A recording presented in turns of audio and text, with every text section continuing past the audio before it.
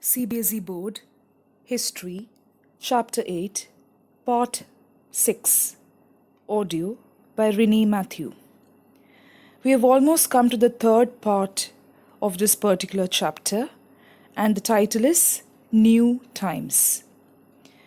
Of course, the chapter is divided into 5 parts, but it doesn't mean that the chapter is so humongous and really very difficult to grab attention. It is not like that.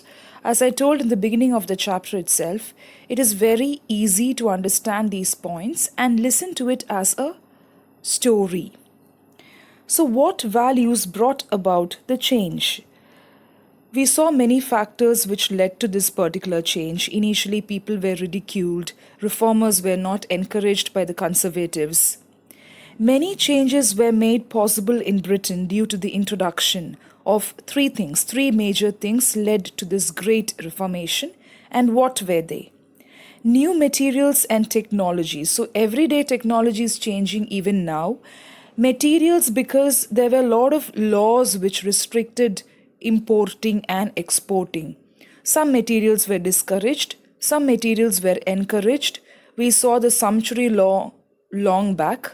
So, similar to that, many laws were there. So, some materials were encouraged, some were not even allowed. So, new materials were brought into the country and it gave chance for new products to be sold. Then, of course, the second factor is the 2 world wars. So, women reformation or reformation on the ideals of beauty and womanhood was brought about after the 2 world wars. Then the third point is the new working conditions for women. So, after all these things, changes were inevitable and conservatives could no longer tell a no to these changes. They had to give place to these women to just go and work with their comfort zone dresses. So, what exactly were the changes? We are talking about change from the beginning, and what were the exact changes which were adapted in the society?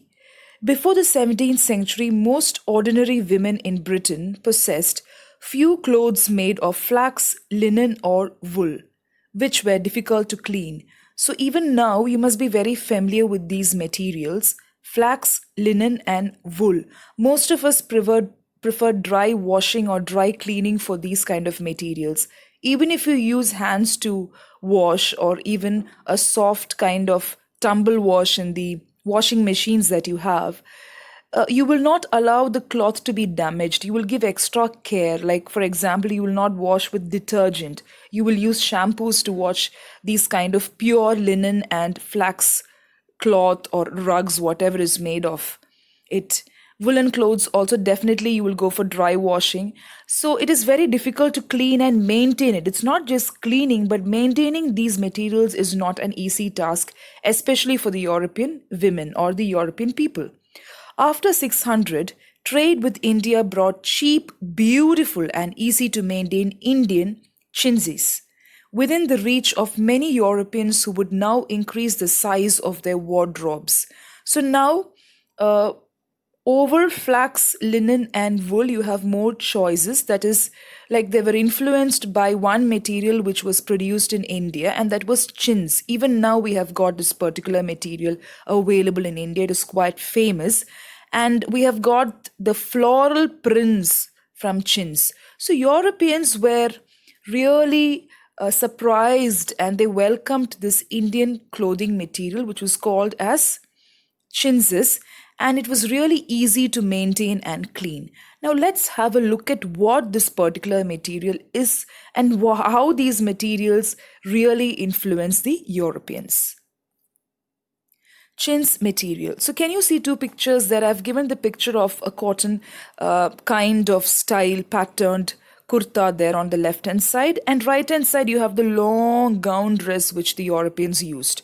So this is the print. This is chintz material. The material is really different. It looks like cotton mixed with silk, but the floral print The print of flowers and small cute imprints of branches and everything gave it a very good elegant look. So even now we have got these materials.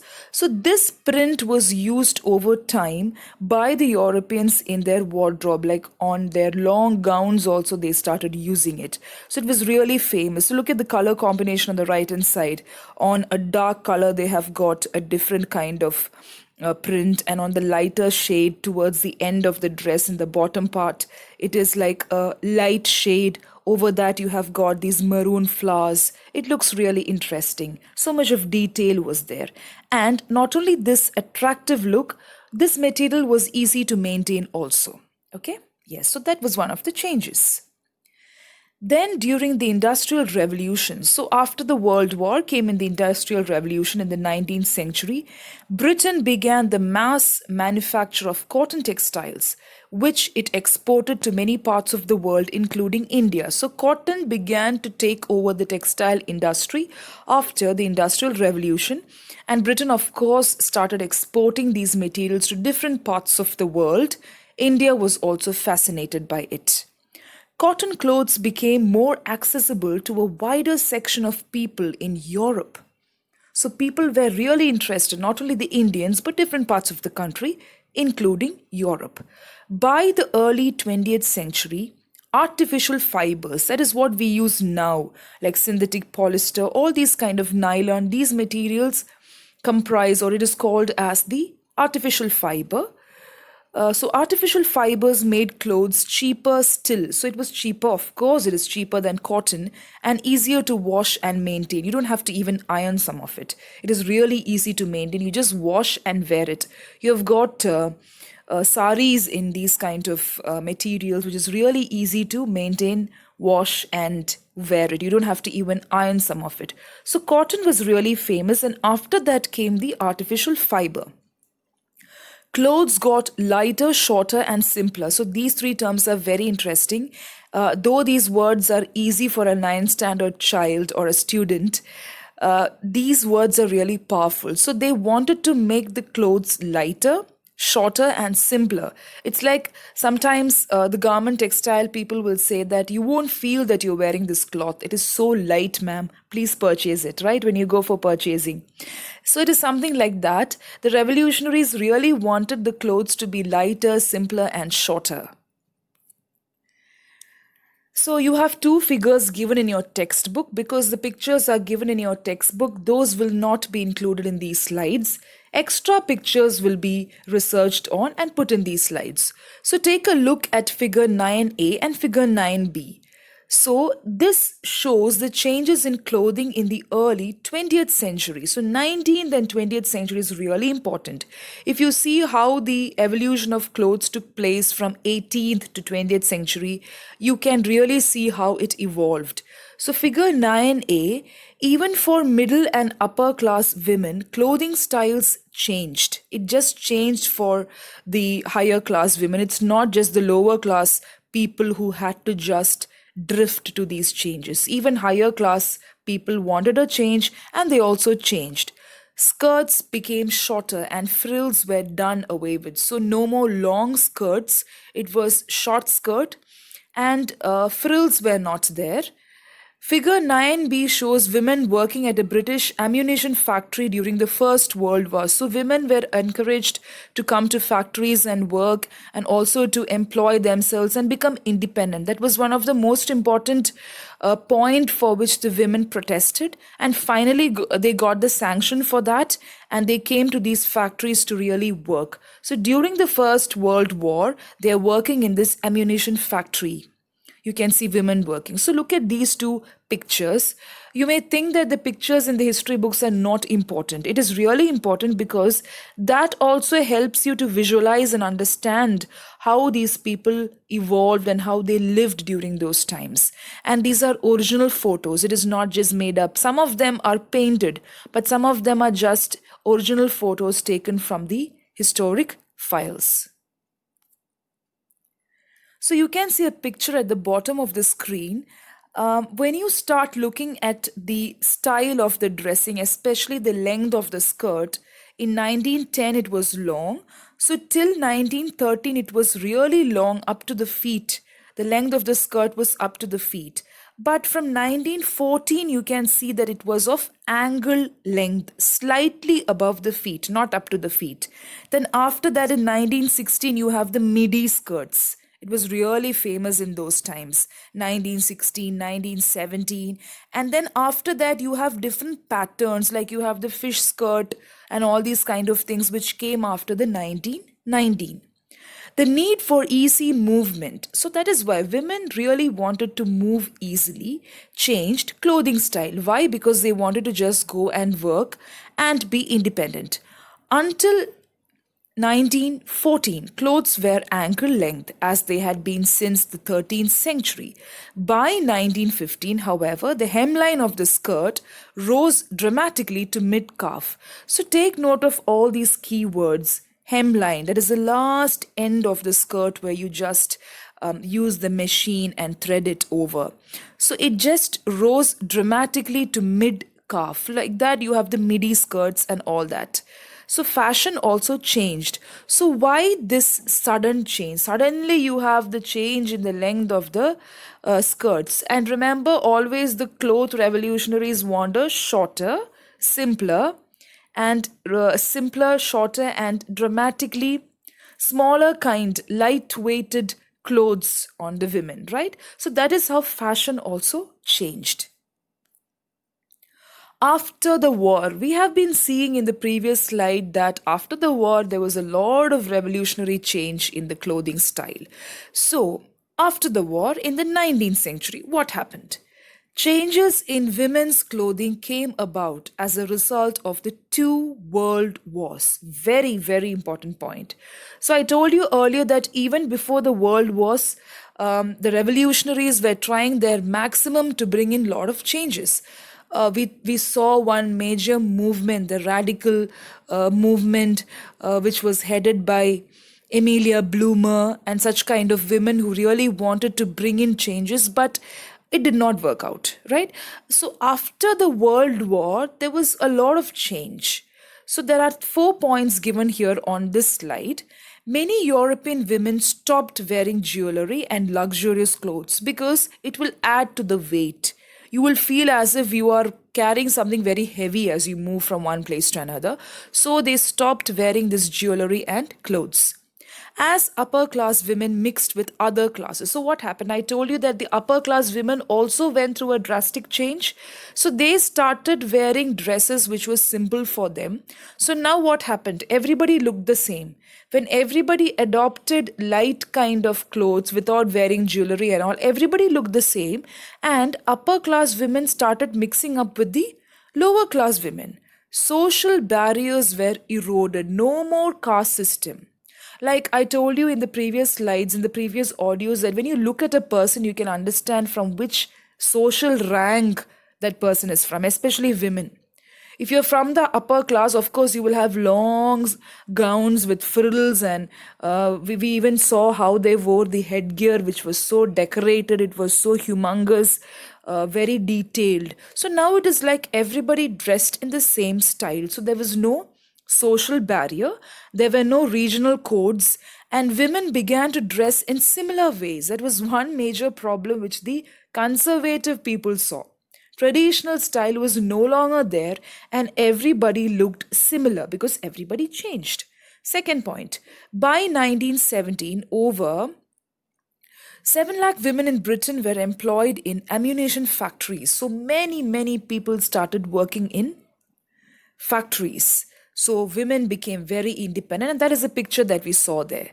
They wore a working uniform of blouse and trousers with accessories such as scarves. They never wore any ornamentation or jewelry. It was scarf to protect them, and which looked very professional. You wear blouses. Blouse is like a shirt. That is what is professionally it is called as a blouse.